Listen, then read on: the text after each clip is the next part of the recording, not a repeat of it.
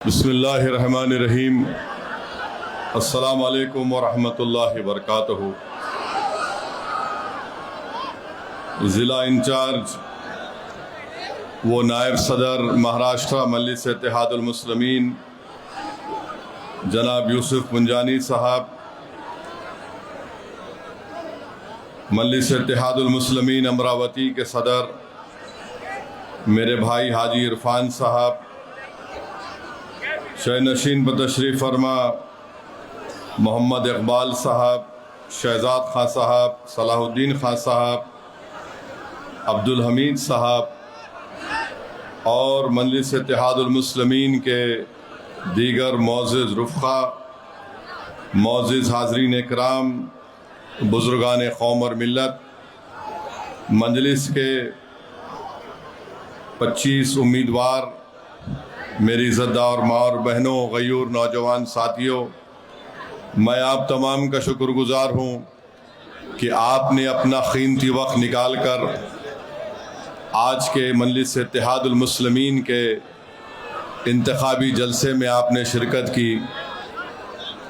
मैं फिर से आप तमाम का शुक्रिया अदा करता हूँ कि पिछले जब बल्दी इंतखाबात हुए थे तो आप तमाम ने मिलकर अपनी इत्तेहाद की ताकत और क़ुव्वत के बलबूते पर मजलिस इत्तेहादुल मुस्लिमीन के 10 अरकान बल्दिया को आपने कामयाब किया। मैं आपके सामने ये दरख्वास्त और गुजारिश करने के लिए आया हूँ कि इस बार भी आप लोग अपनी शनाख्त और अपने इत्तेहाद और अपनी लीडरशिप को कामयाब करने के लिए 15 जनवरी के दिन आप अपने के कोट का इस्तेमाल करिए और पतंग के निशान पर बटन दबाकर आप मजलिस इत्तेहादुल मुस्लिमीन को कामयाब और कामरान करिए। मेरे अज़ीज़ दोस्तों और बुज़ुर्गों, बहुत से मसले मसाइल हैं और इंशाअल्लाह ताला मुझे यकीन है कि मजलिस इत्तेहादुल मुस्लिमीन ने अच्छे उम्मीदवारों को आपके सामने पेश किया, जो काबिल हैं, जो मेहनत करना चाहते हैं, जिनके पास एक जज्बा है, जुस्तजू है, एक तड़प है। और मैं आपको यकीन दिला रहा हूँ कि इंशाअल्लाह ताला ये उम्मीदवारों की कामयाबी के बाद आप ख़ुद महसूस करेंगे कि जो बात असदुद्दीन ओवैसी आज आपके दरमियान में खड़े होकर जाएगा, वो मजलिस के तमाम उम्मीदवार जिसको अल्लाह अपने फजलो करम से कामयाब और कामरान करेगा, वो अमरावती और अपने प्रभाग के तमाम राय दहिंदगान के उम्मीदों पर उतरेंगे। मैं आपको यही बताता हूँ और बड़ी तकलीफ़ भी होती है कि जमील कॉलोनी के पास, जमील कॉलोनी में 300 घर को तोड़कर बाईपास बनाने का काम शुरू हुआ, मगर वो भी काम भी अभी भी पाए तकमील को नहीं पहुंचा। बल्कि मैं तो देवेंद्र फडणवीस को, एकनाथ शिंदे को और अजित पवार को उनकी काहली पर मुबारकबाद देता हूं कि ये जो पुल बन रहा है, नहीं मालूम कौन सा ताजमहल बनाने जा रहे हैं। यानी अजीब व गरीब मामला है। जब कभी भी मैं आता हूं अमरावती को, लोग बोलते साहब बन रहा है, बन रहा है। यानी क्या बनाना चाहते हैं नहीं मालूम। लगता है ट्रिपल इंजन का इंजन यहां पर अमरावती में चलता ही नहीं है। और मुझे यकीन है कि ट्रिपल इंजन मजलिस के पतंग के सामने फेल होगा 15 तारीख के दिन इंशाअल्लाह ताला। और मैं ख़ास तौर से आपसे अपील कर रहा हूं कि लीडरशिप को मजबूत करिए। मेरी लीडरशिप को नहीं, अपने आप को नेता बनाइए। अगर यहाँ से मजलिस के उम्मीदवार रुकने बल्दिया मुंतखब होंगे इंशाअल्लाह अल्लाह के फजलो करम से और आपकी दुआओं से, तो वो नेता बनेंगे।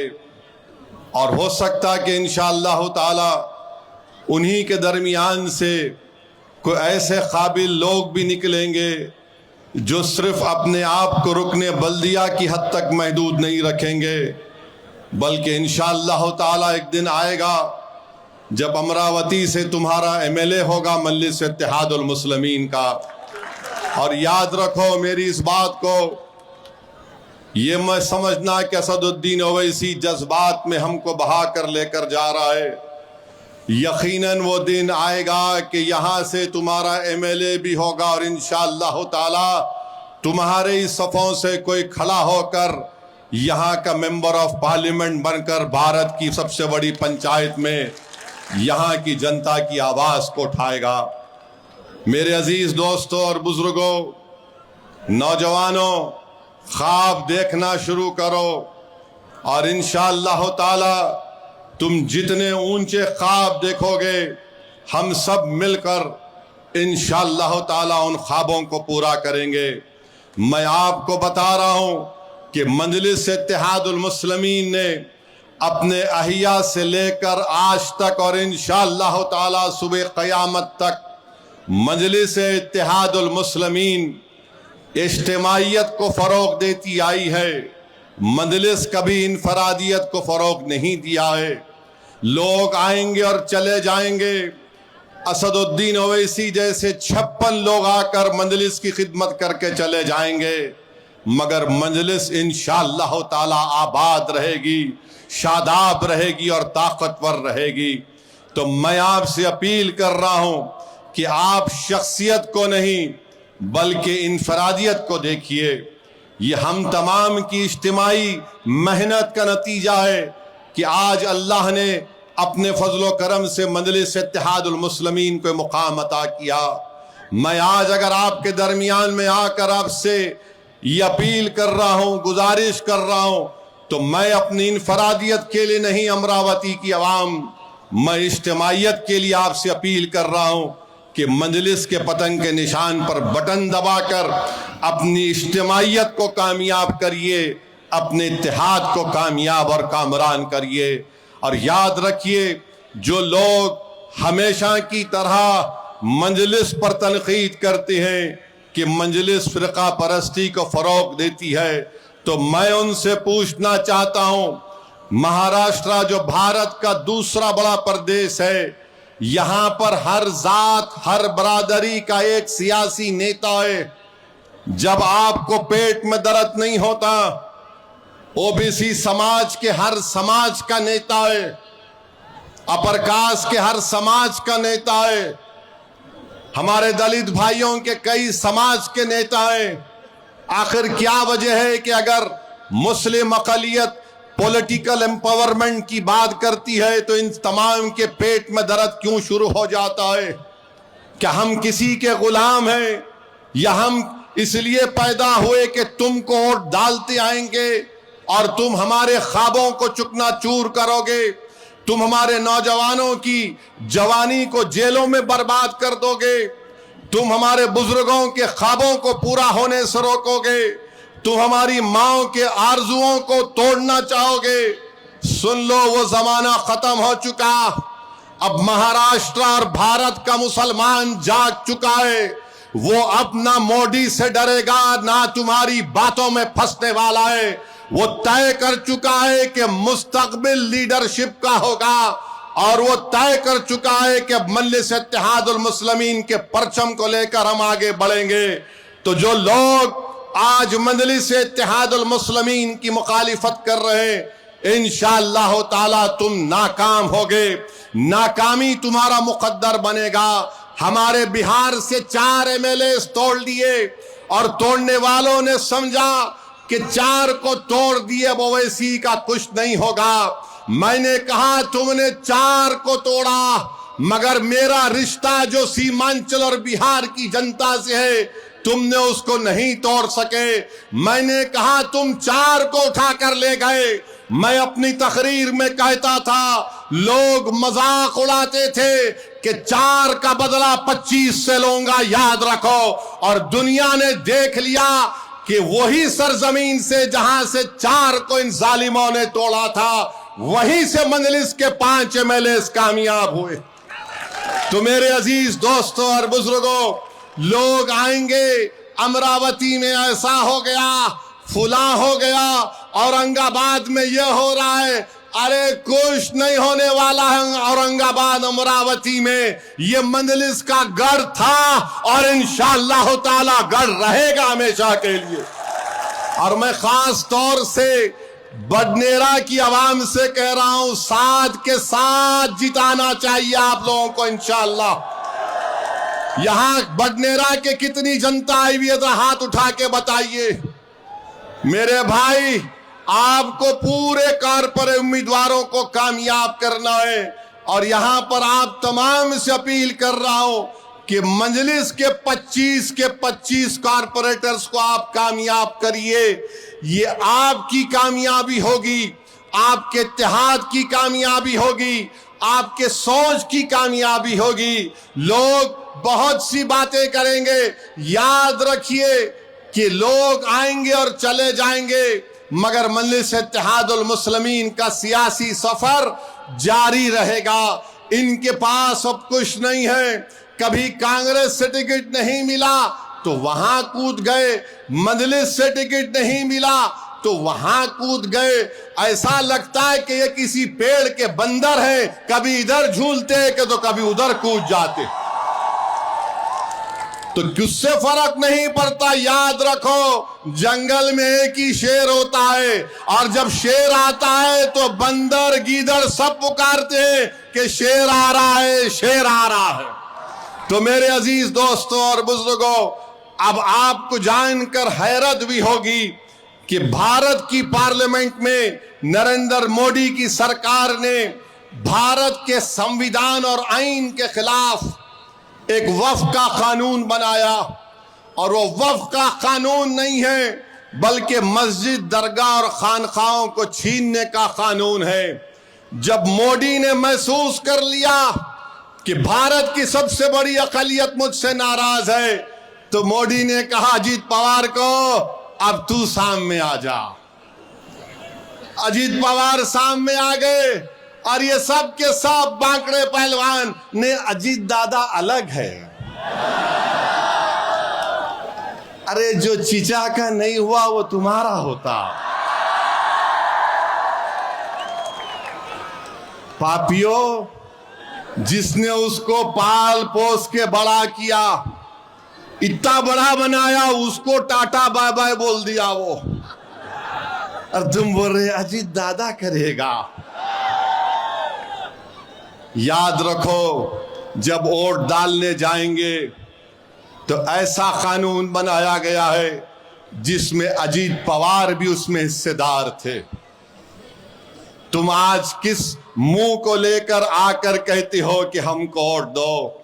जब ये आएंगे, घड़ी दिखाएंगे, तो उनसे कहना कि तुम्हारा टाइम खत्म, अब पतंग का टाइम चलेगा इंशाअल्लाह ताला।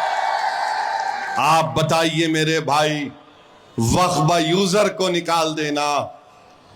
आज पोर्टल के ऊपर वक्फ की जायदादें चढ़ाने के लिए कितनी तकालीफ का हमको सामना करना पड़ रहा है। जो पोर्टल पर नहीं चलेगा वो वक्फ की प्रॉपर्टी नहीं कहलाएगी। किसी भी मस्जिद पर कोई भी केस डाल दिया जाएगा। जो मस्जिदें 100 साल, दरगाहें मस्जिदें 100 साल पुरानी है, कह दिया वक्फ मालिक नहीं, आसार खदीमा उसका मालिक होगा। आसार खदीमा नरेंद्र मोदी के मातहत काम करता है। बताओ, कल अगर हुकूमत चाहेगी कि इन दरगाहों को बंद कर दिया जाए, इन मसाजिद की हिफाजत के नाम पर, इनकी देखभाल के नाम पर अगर बंद कर दिया जाए, या कह दिया जाए कि खाली जुमे की नमाज होगी, तो क्या अजीत पवार आकर बोलेंगे अस्सलातु खैरुल मिनन नौम? सोचो आप, हंसने की बात नहीं है, ये वक्त जागने का है। अगर आप मुत्तहदा तौर पर अपना एक एक वोट पतंग के निशान पर बटन दबा कर देंगे, तो अजीत पवार को भी मालूम हो जाएगा कि ये जो लोमड़ी की चाल वो चलने की कोशिश कर रहे हैं। बल्कि अगर ठेठ हैदराबादी जबान में कहूंगा तो कौवा चला हंस की चाल चल रहे हैं।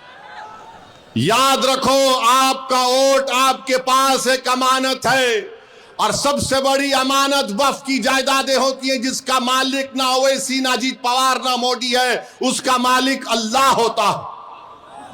उस जायदादों को छीनने का कानून बना दिया गया है। और अफसोस होता है कि हमारे भाई एक इलेक्शन जीतने के लिए आप अपने सफों में इंतशार पैदा करने की कोशिश कर रहे हैं। तो मेरे अजीज दोस्तों और बुजुर्गों, आप अपने के कोर्ट का सही इस्तेमाल करिए, मजलिस इत्तेहादुल मुस्लिमीन को कामयाब करिए और पैगाम दीजिए बीजेपी को, एकनाथ शिंदे को, अजीत पवार को, कांग्रेस को कि अब हमने तय कर लिया कि हम अपने इत्तेहाद की ताकत और कुव्वत के बलबूते पर हम अपने पार्टी के नुमाइंदों को कामयाब करके अमरावती में अपनी सियासी बरतरी को बरकरार रखेंगे। हम आगे की फिक्र करेंगे। यहां पर हमको कामयाबी मिलेगी तो विधानसभा में भी इंशाअल्लाह कामयाबी मिलेगी। जब विधानसभा में मिलेगी तो इंशाअल्लाह ताला पार्लियामेंट में मिलेगी। याद रखो, ये दिन आप और हम देखेंगे इंशाअल्लाह ताला। ये आज मजलिस से मुखालिफत क्यों की जाती है, क्यों औरंगाबाद में या फिर इम्तियाज जलील पर उंगलियां उठाई जाती हैं, ये नहीं चाहते कि कोई तुम्हारा खैर खा बनकर काम कर सके। अरे तुम थक गए मेरे खिलाफ इल्जाम लगाते लगाते। तुमने कह दिया बी टीम, क्या क्या कह दिया। मैं तुम्हारी एक एक इल्जाम की परवाह नहीं किया। तुमने कहा ओवैसी इसके इशारे पर आता है, मैंने कहा मैं तो कठपुतली हूं, अल्लाह मेरा इंतजाम करने वाला है। दुनिया में कोई ऐसा पैदा नहीं हुआ, कोई इंसान ऐसा पैदा नहीं हुआ सिवाय मेरी मां के जो ओवैसी को हुक्म दे सके। मेरे अजीज दोस्तों और बुजुर्गों, याद रखो, ये लड़ाई मुस्तकबिल की भी लड़ाई है, ये आज की लड़ाई है, ये मुस्तकबिल की भी लड़ाई है। इल्जामात लगते रहेंगे। अरे जरा अपने अतराफ में नजर उठा कर देखो, महाराष्ट्र और भारत में हर समाज के पास उनका एक नेता है और तुम्हारे पास, हमारे पास कोई नेता नहीं है। अगर तुम समझते कि ओवैसी तुम्हारा नेता ही नहीं, मैं नेता बनाना चाहता हूं। मैं तुम्हारा खादिम था और हमेशा तुम्हारा खादिम रहूंगा। मैं नेता बनाना चाहता हूं। मैं नहीं मालूम मेरी जिंदगी का चिराग अल्लाह कब गुल कर दे, मगर मैं अल्लाह से दुआ यही करता हूं कि परवरदिगार, तूने जो बेशुमार नेमतों से मुझे नवाजा, मुझे इस नेमत से भी नवाज दे मेरी आंख बंद होने से पहले, कि एक नहीं बल्कि सौों की तादाद में इस गरीब और मजलूम कौम की जो तेरे हबीब की उम्मत है उसके नेता बन जाए, ताकि वो अपने मुस्तकबिल के फैसले कर सके, ताकि वो अपनी शरीयत की हिफाजत कर सके, ताकि अपने नौजवान बच्चों को पढ़ा सके, अपनी बच्चियों को पढ़ाए, उनकी आबरू की हिफाजत कर सके, जो अपने माँ बाप के ख्वाबों को पूरा कर सके, जो जालिम हुक्मरानों के सामने जमहूरियत का सहारा लेकर अपने मसाइल को हल कर सके। मेरे अजीज दोस्तों और बुजुर्गों, यही मेरी जिंदगी की तड़प है, यही मेरी जुस्तजू रही। मुझे कोई चीज की फिक्र नहीं, अल्लाह ने मुझे बहुत कुछ चीजों से नवाजा है। बस यही चाहता हूं कि आपने एक सियासी शऊर जो अमरावती में बेदार हो चुका है, आप उसको और ताकतवर बनाइए। और फिर आज मुझे मीडिया के सामने हमारे हाजी इरफान साहब के घर में किसी हमारे मीडिया के दोस्त ने पूछा कि मोहन भगवत ने ये कहा कि माँ बाप अगर औलाद से बात करते रहेंगे तो लव जिहाद नहीं होगा। मोहन भगवत साहब, आप तो शादी नहीं किए।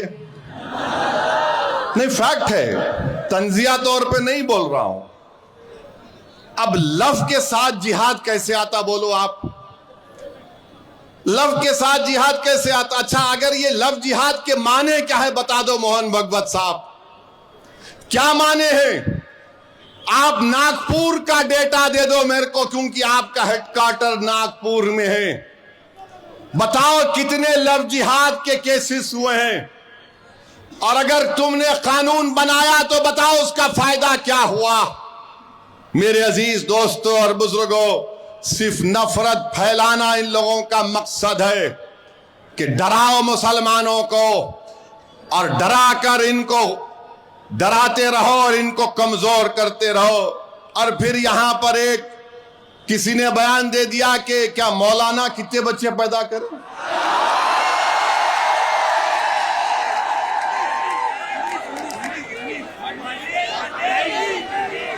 मौलाना 19 बच्चे पैदा किए। मौलाना मैं हार गया 6 में, आप 19 में कामयाब हो गए।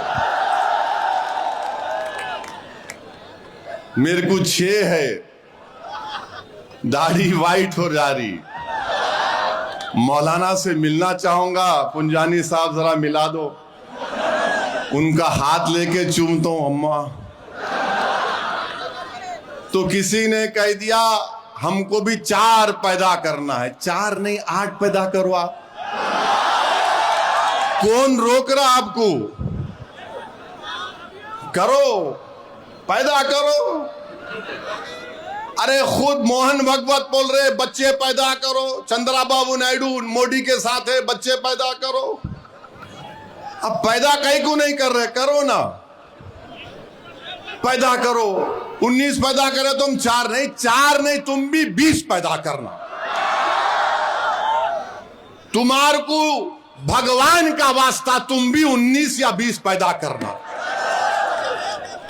ये क्या है? मजाक है हर चीज में।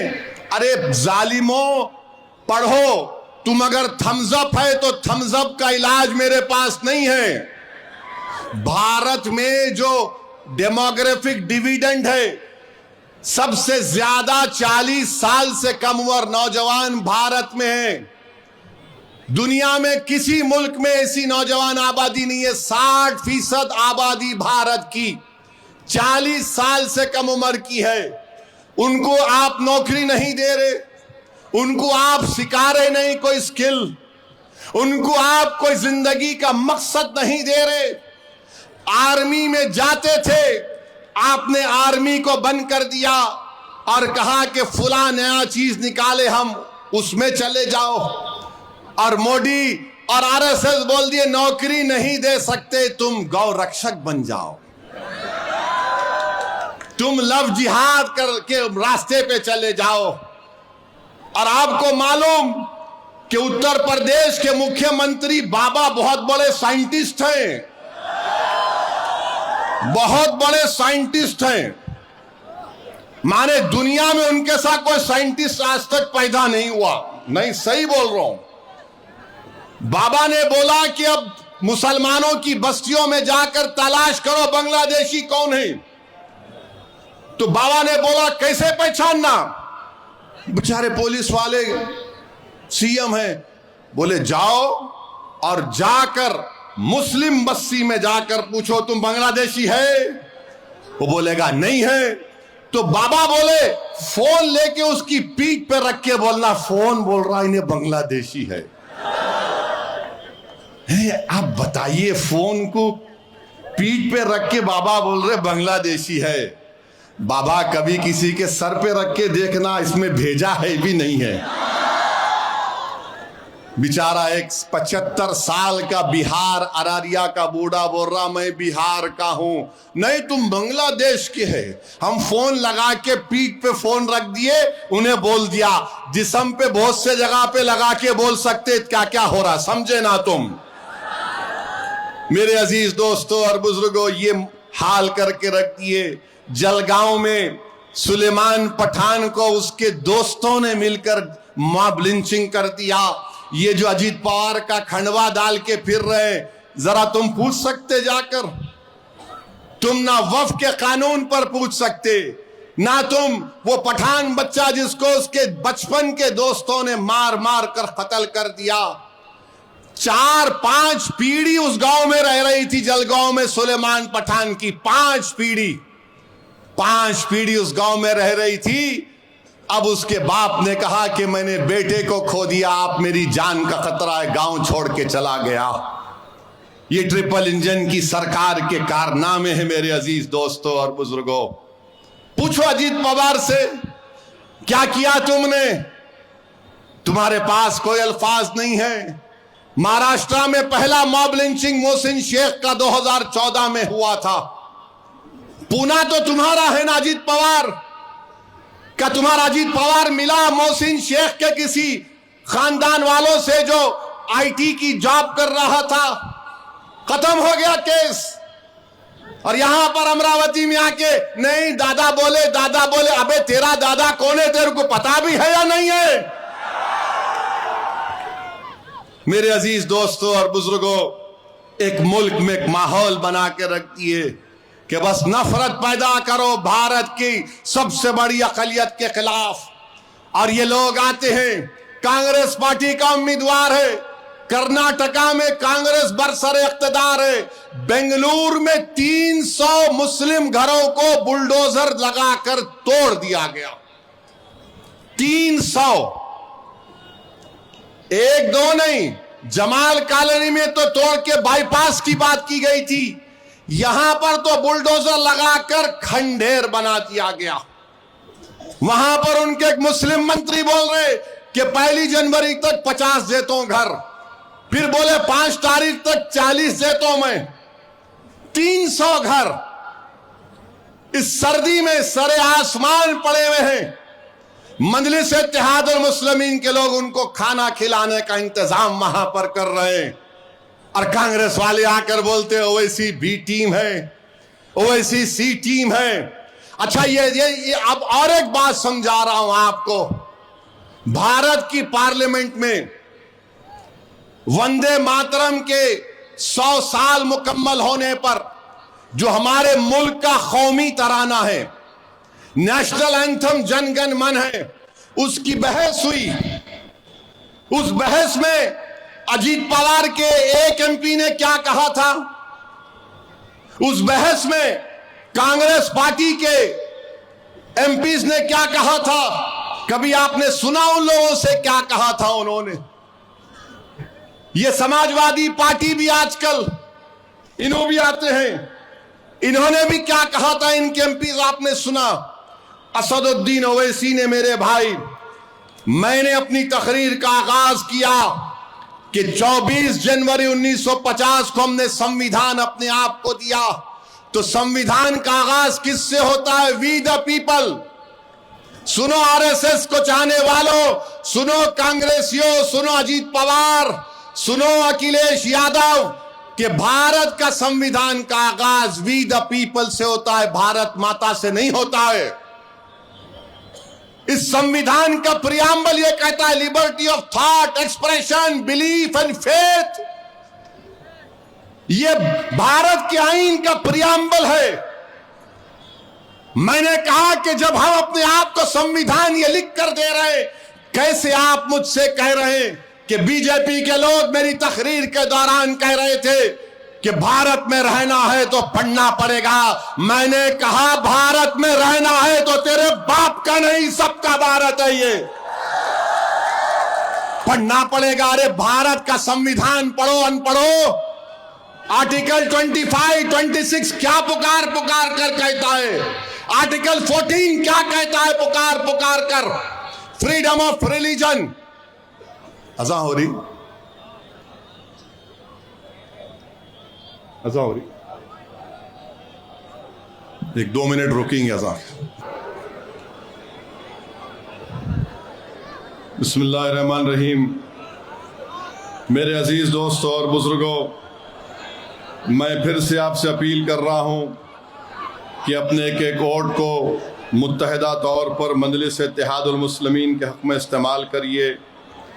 और आप जानते हैं कि इस चुनाव में ऐसे लोग भी इलेक्शन लड़ रहे हैं जो एमडी जैसे ड्रग के नशे का कारोबार भी करते हैं। मैं उनका नाम लेकर उनको अहमियत नहीं देना चाहता हूं, मगर आप लोग जानते हैं कि ऐसे लोगों से हमको होशियार रहने की ज़रूरत है।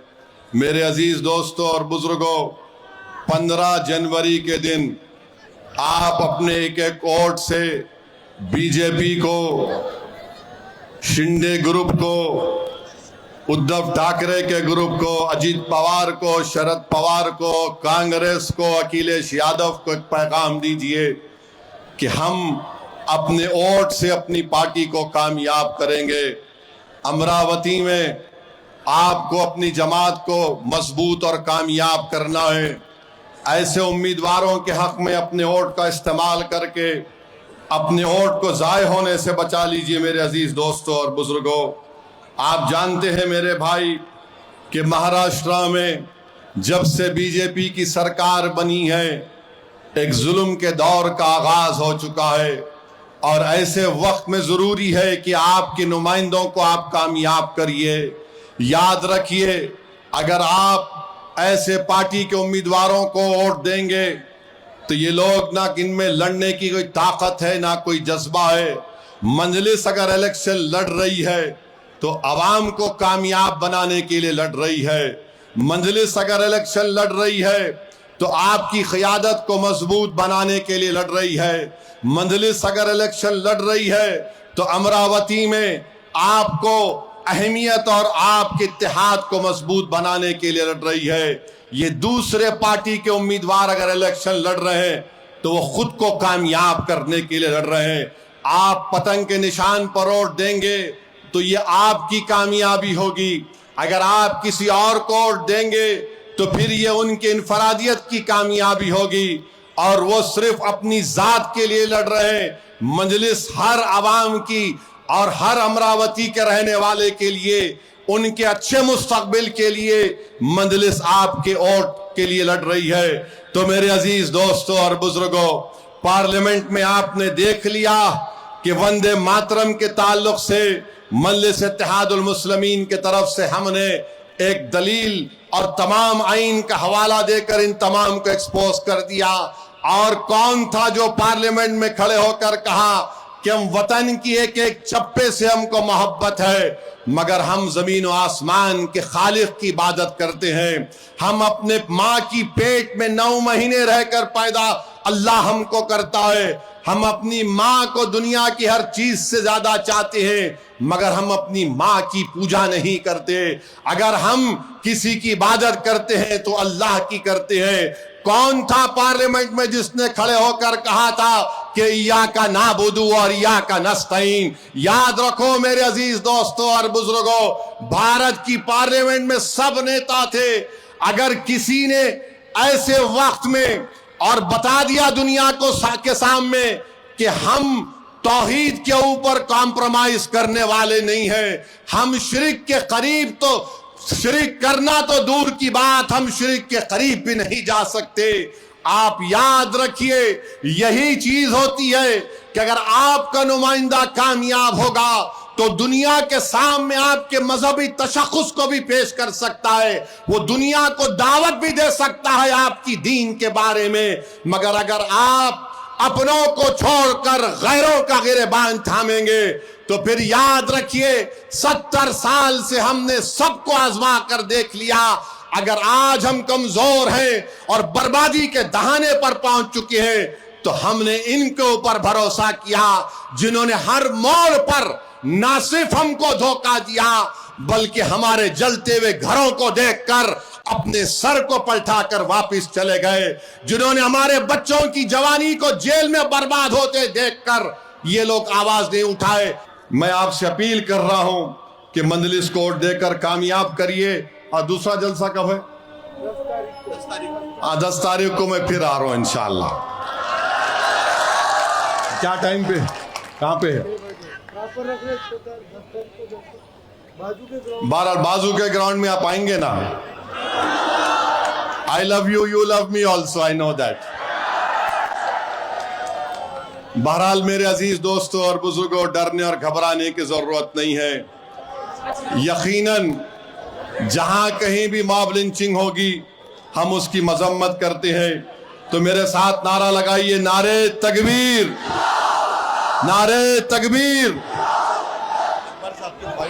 हाँ, पतंग के निशान पर बटन दबाएंगे ना आप लोग? जरा हाथ उठाकर बता दीजिए कितने पतंग के निशान पर वोट दबाएंगे।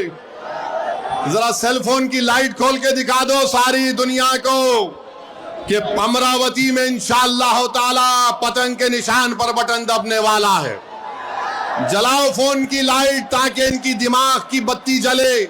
जो बहुत ज्यादा आजकल बता रहे हैं, बात कर रहे हैं।